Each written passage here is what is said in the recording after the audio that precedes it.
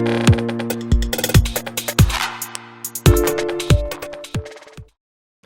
simplest definition of culture is the way of life of a people. And so the question always comes to me, how do you generalize the way of life of a certain kind of people? Like, you won't tell me Nigerians behave in a certain manner or Brazilians behave in a certain way.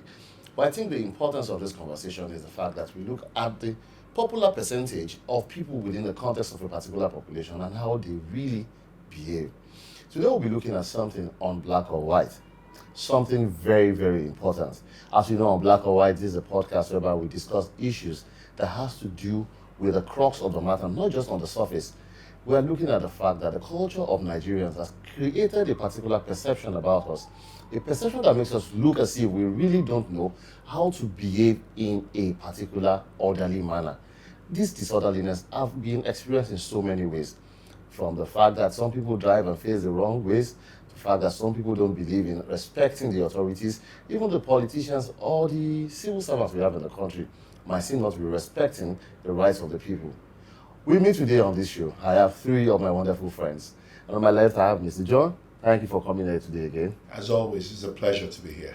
Madam Amira, without you, I will not make this show work. Thank you for coming here today. Hello, everybody. Mr. Bryce, thank you very much for coming here today. Thanks for having me. As I said, culture is something that is believed to be universal, but Nigeria is a multicultural nation. From Ekiti State to Akwa Ibom, Kaduna, and Delta. We're all gathered in the studio today to discuss what really binds us together, what really makes us not do the right things. I start with you, Mr. John. What's the culture in Nigeria that you can say really doesn't make us believe that orderliness is the order of the day? I think that virtually all our cultures is reflective of the fact that orderliness is not particularly the first thing on the list. It's about loudness, it's about presence, it's about owning the atmosphere, owning the room. And I think that is what has globally become the norm when Nigerians are involved. You see my brothers from the southeast, it has to be colorful, it has to be loud. Or is it my brothers from the southwest? I mean, you got to recognize. And even we who come from the south, whether it is Delta, whether it is Ibibio, I mean, you just have to understand that it's we, you understand? So I think the first thing on the list is to be noticed. You know, you just have to recognize that now now Niger, now you understand, regardless of what geographical region you represent. Just go online, check out Igbo Day in Chicago or anywhere else in the world. The color, the glitz, the glam, or whether it is the Oshun Oduade Festival, where everybody travels from the nooks and crannies of the world to come be part of that festival. It's also about the glitz, the glam. So I think that's what really describes us as a person. Go anywhere in the world, they will tell you, we know the Nigerians because they are loud. The fact, I understand where you're coming from, but really, I wouldn't take that position, because right now we're looking at the fact that we want to see why are we cultured not to be orderly. These events you're talking about, as loud as they are, I think there's still a bit of orderliness in them. I'm looking at the disorderliness in Nigeria with the fact that people don't just do the things that needs to be done at the time it's expected to be done, through a particular pattern at which you're supposed to do it. Your driver's license should be gotten from Federal Road Safety Commission. Some people will go there and still find a way around it, not to go through the normal process. I mean, what part of disorderliness are you used to? we're not used to process. Looking at what he said, I think it's just personality and the vibrance of Nigerians. But when we talk about culture, I feel Nigerians are very cultural and respectful if we're going to go according to culture, right? Because there's always law and there's rule to be followed. And I don't think you can go to the palace and behave anyhow. Like, you can't even do that. There's certain bizarre culture that I won't even do because I feel like this is extra. So I feel the reason why we are not orderly in Nigeria is because it stems from our leaders, right? We tend to want to mirror what we see. And sometimes, right, like disorderliness is all over the world. Everybody does anyhow. But when there's rule of law that works, you understand that you can't go scot-free from not... Imagine going to the West and you want to beat the lights. Guess how much you'll be fined? Exactly. But here in Nigeria, even if they have a budget to have those equipments that would capture people that are beating the lights, the leaders are already side-funding it. So now imagine how anything is going to ever work. Now you're looking at your leaders that are saying, snake stole money. Swallowed money. Do you think you want to be patriotic to that kind of system? You too, you want to do your thing now. Everyone is doing their own. You believe the snake swallowed the money? How can snake swallow money? That's actually weird. Like, it's crazy because it's like saying everyone is a fool. Like, exactly. You understand how the colonial masters view us. I feel like our leaders actually box us in that kind of manner and ideology, because how would you just say something is happening and you just expect us to take it that way? It's actually really sad. Monkey also did his own. Monkey did his own. So I was going to take a cue from what she said. Now, a lot of time, the first thing I get to ask myself is it that we have gotten used to abnormality to the point where it seems like every abnormal act is normal. That acceptance of that alone defines the fact that nothing can be done right. If you beat the traffic lights and, as an individual, if you even try to stop that person, the next man is there telling you, get out from there. Now only you sabi good thing. Even the police themselves, just having to put them in the right places to say, okay, a traffic warden who is told to man this area to ensure there's free flow of traffic. We were saying it the other day. That guy will hide by the corner and wait for somebody to beat the light so that he can jump on the person and take advantage of it. So those abnormalities, I was with someone. But seriously, I don't want us to pick on these issues like it's wrong from one side or the other side, because when we look at it culturally, we are looking at the totality of the population of Nigerians. Let me give you an example. A police officer stopped a motorist, and I don't know why. I didn't follow through and said, please, can I get to know you? Can I see your driver's license? And he started asking all the questions in the world. Why would you ask for my driver's license? You don't have the right. Why did you stop? Because he feels there's normality in not presenting, not because he knows it as a law or he's right. So the police officer is used to the fact that the people driving on the road also are abnormal, or they abuse normal. Yeah. So when you abuse the normal, the only way to tackle someone that abuses normal, I don't know whether you have to go abnormal. Do you have to go abnormal also? No, you must understand we have a complex web of issues here. Conflicting laws. For instance, there is a law that says naturally the police shouldn't ask you for your driver's license. How do they get to know you? The person that should ask for your driver's license is the road safety officer. No, don't get but for crime's sake.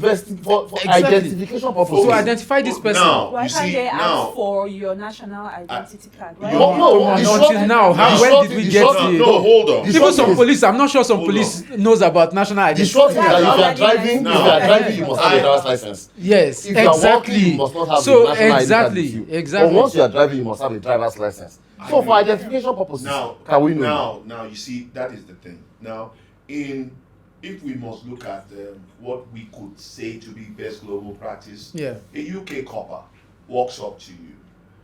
He won't ask you for your driver's license. He'll say, can you please identify yourself?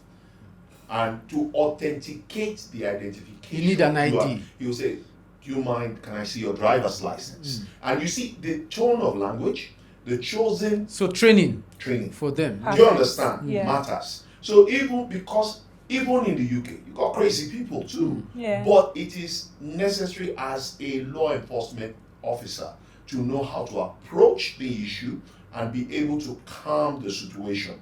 You understand? As much as I don't want to support the police, I want to explain to you the population of people that drive cars in UK are not a lot. One, secondly, the harsh weather in Nigeria. You can't be under the sun and police will stop you. Or police will stop you. No, sincerely, you don't want to stay for 6 hours and stop someone and I you. agree with you that those scenarios are true. But regardless, it doesn't change the concept of policing. It doesn't change the principle of the fact that as a uniformed person, you are trained to handle all conditions. That's one. we have conflicting laws. In fact, I listened to a legal luminary suggest that right now, what we think or what we perceive to be the rule of law does not exist. That what we have is law. Yeah. And that law is such that even the policeman can decide what law he wants to enforce at that time or not. So there's no rule of law. Exactly. And that is also indicative of the fact that how many Nigerians even know what the law is. Starting from your basic constitutional rights. We've said this before in this show, that even the people with the onus to educate and enlighten the populace does not even engage. There's a commission called the Human Rights Commission. I always wondered what they do. I think their sensitization is not really enough. I believe they should have done so much.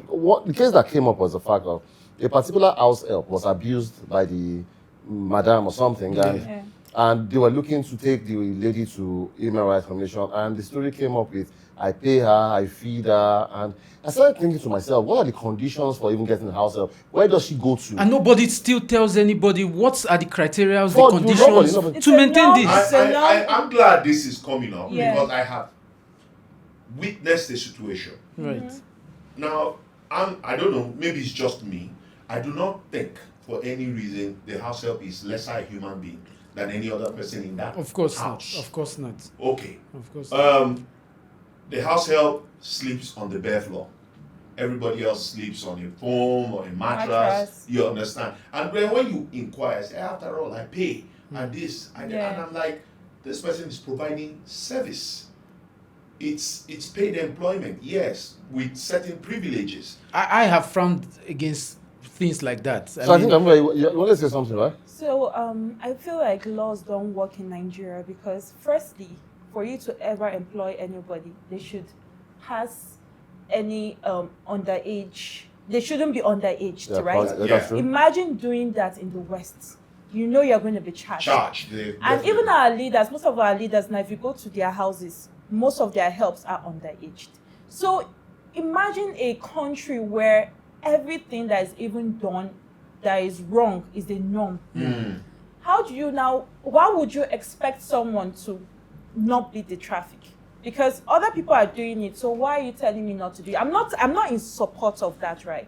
But I just feel like if we have laws in place and they are working and and everyone is happy, do you understand? Social amenities, check. The road, check. I'm paying taxes, I'm seeing what my tax is, what the tax I paid is being used for. Even if I see someone beating the traffic, they'll be like, Oga Abba now, I beg. People even help to make sure that the laws are followed. Exactly. But imagine a country that people are not happy. And you're now coming, I'm angry. You're coming to tell me I should not be traffic. It's just to slap the person. In my view, I feel that no matter how bad it is, no matter how good we want to look at it, I think our institutions have to be very functional. Yeah. I think it is time we stop, accepting these abnormalities. It's getting too much. You go to places, you're on a queue, and you see someone just comes in, and the guy is willing, the attendant is willing to attend to that person because he's waving his hand and saying that I'll take care of you later. These are things that need to stop. We don't need to embrace it because everybody does it. Then we must continue. There must be an intentional process of having to stop this kind of thing. Some people don't live well in this kind of environment. I've gotten like cousins and friends who came from outside the country, and they're wondering, how do you survive this country?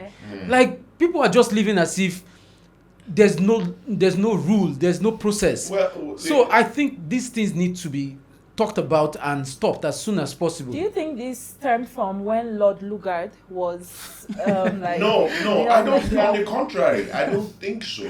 I think we just haven't been deliberate. There was a Buhari's time because check every society that tried to curb this kind of. But they were whipping people. That's actually that's wrong, because it's a military era. So this brings us to what works for us. Do you think this is a learned culture? Do you think we learned to be disorderly? Do you think there was a time Nigeria was really orderly and things were good? Because when we see some images, you see people on walkway, bicycle lanes in Lagos then, and everybody was orderly. They would tell cars without this plate number not to come out, and people respected the government. I Yes. think what she has been saying ever since, if leadership doesn't take a cue from orderliness, there's no way the followers will follow but the suit. leadership also comes from the followership. Yes, but It's vice you versa. see, if you don't know, the leadership is also a reflection of the followership. followership. So I think that we need to be, let me borrow the word Bright use, deliberate. I give you an example. In China, discipline, Corruption. the issues of corruption, social integration is taught from as low as kindergarten, to the point that you, as a young person, you don't need to be told that when you enter the public transport and you see the elderly, you stand up for them to sit. Yeah. Same way we do for pregnant you women. will see that and all in that. this country In there Nigeria? is Yes, there yes, is it happens at some deliberacy point. in terms Yes. of instilling the Those right values, exactly. and ensuring that their citizens exhibit proper character.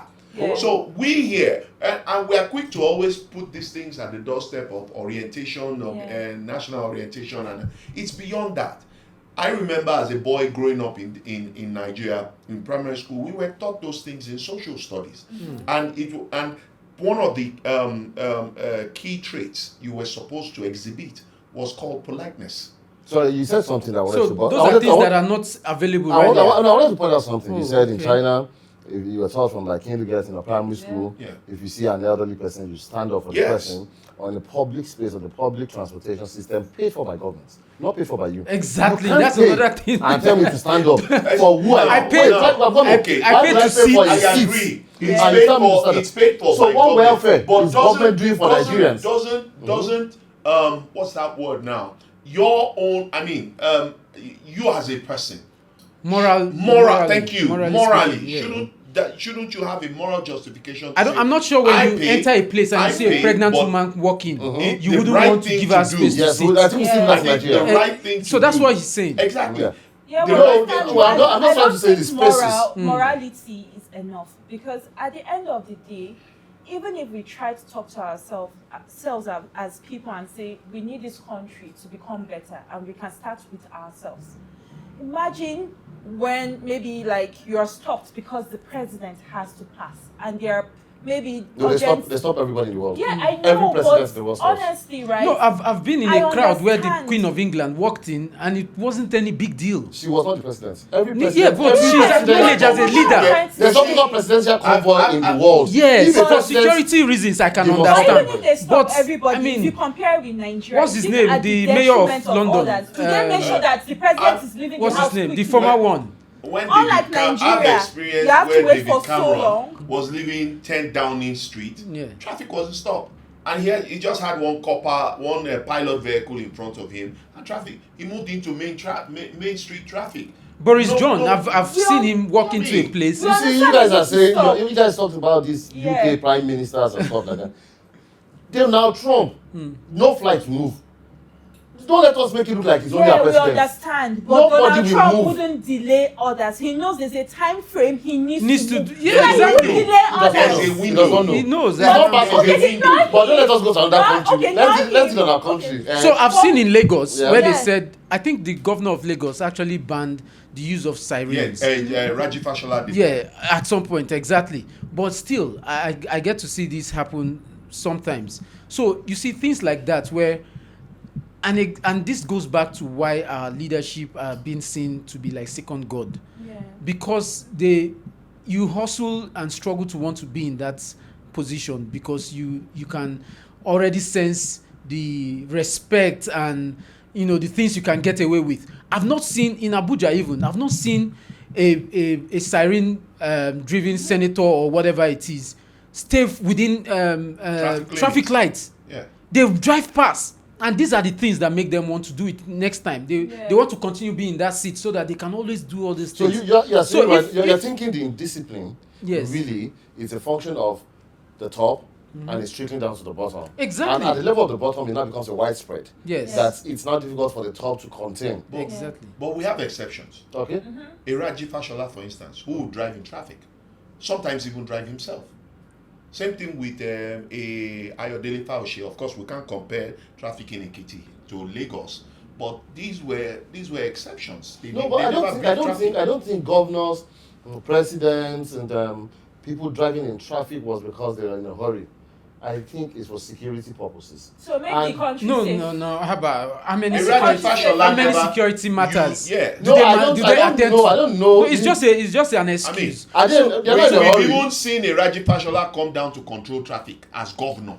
So there were other security for measures put in place. For me, I would think that, right? I would think that these are some of the issues that even the media is not helping with. Mm-hmm. So if you see like this kind of exemplary situations, those are the things that should be amplified. Not that Burna Boy is sleeping with Sandra, or sorry, excuse my language, but these are how the media is supposed to help push narratives that can help the people. Please don't make social media look like they don't know what they're doing. No, I'm not saying the news of Burna Boy and all the artists, they are for some people, and the people enjoy it. Yeah, but these are things might get louder that on could their own easily side. be amplified.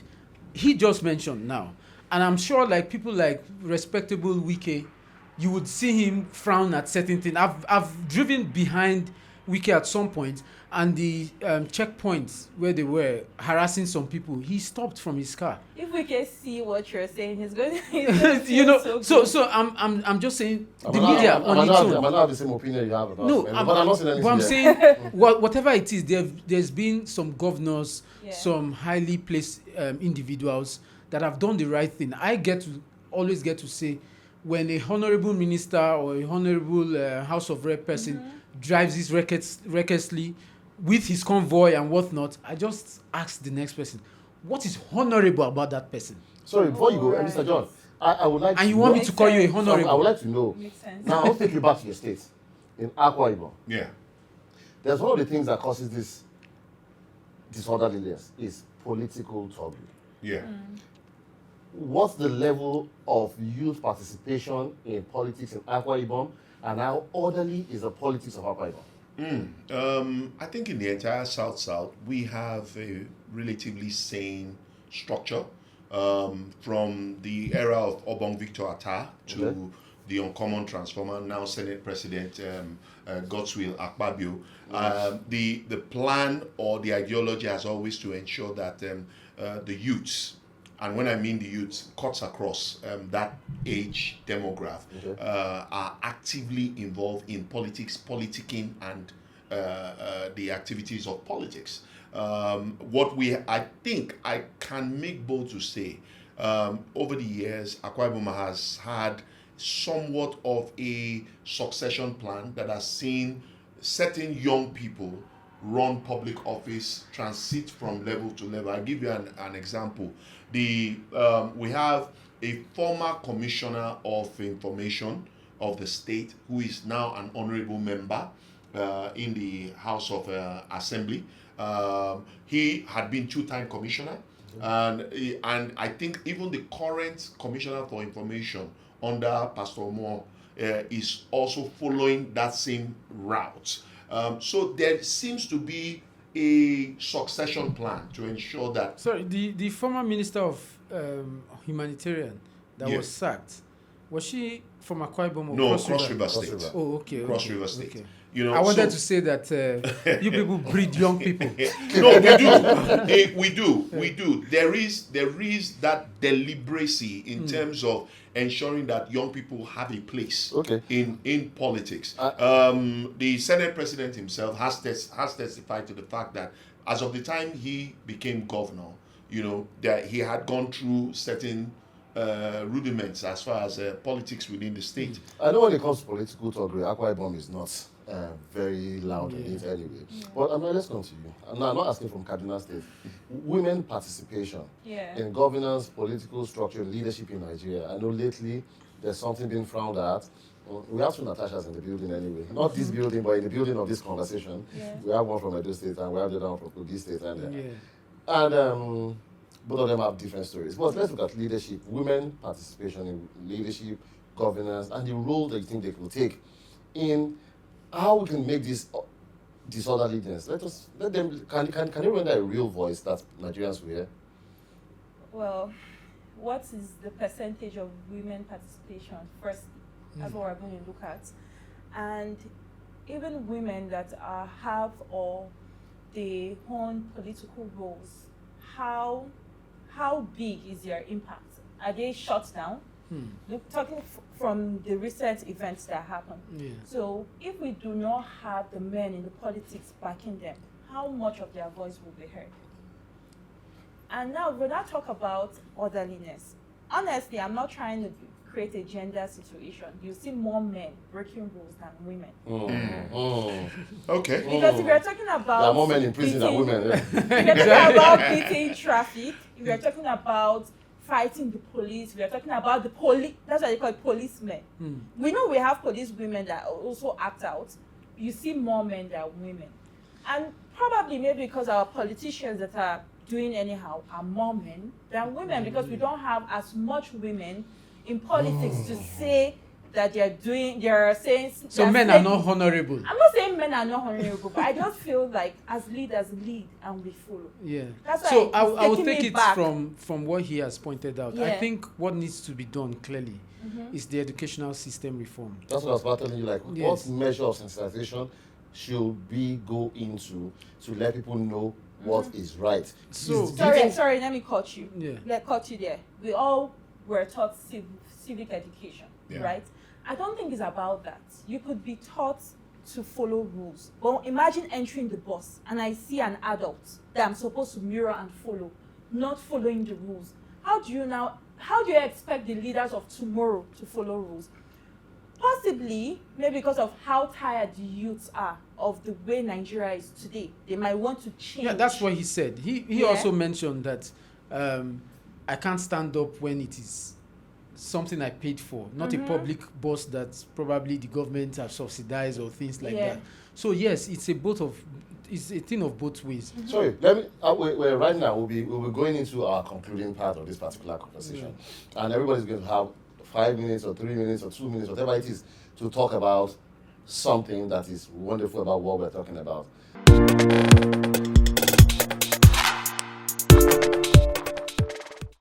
So as I earlier said, Mr. John, I think I'll be starting with you. Yeah. The disorderliness we see in the society. From the government perspective, what do you think can be done to make a better society? Well, I think public servants need to begin to learn to do the right thing, obey basic rules, hygiene, don't drop things on the floor, keep their offices tidy, put off power when they are leaving the office. Basic rules. Is bribery part of basic rules? Bribery is also part of it. Learn not to take kickbacks and all of those things. It would help. Those little acts will help to galvanize the minds of the younger generation to see that, okay, it seems these people are beginning to show a sign of change. They are turning a new leaf. And that might help also encourage the young people to learn to do the right things for the right reasons at the right time. Okay. Amira, we can't take women away from the structure of build of society, and we know that the family is like the crux of every society. Yeah.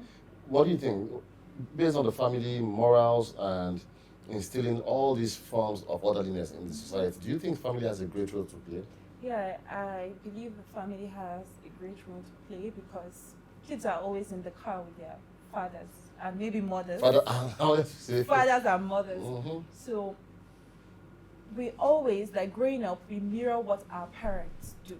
And if we don't see our parents showing love to public goods, Nigeria would grow up with that ideology and mentality as though it's not important.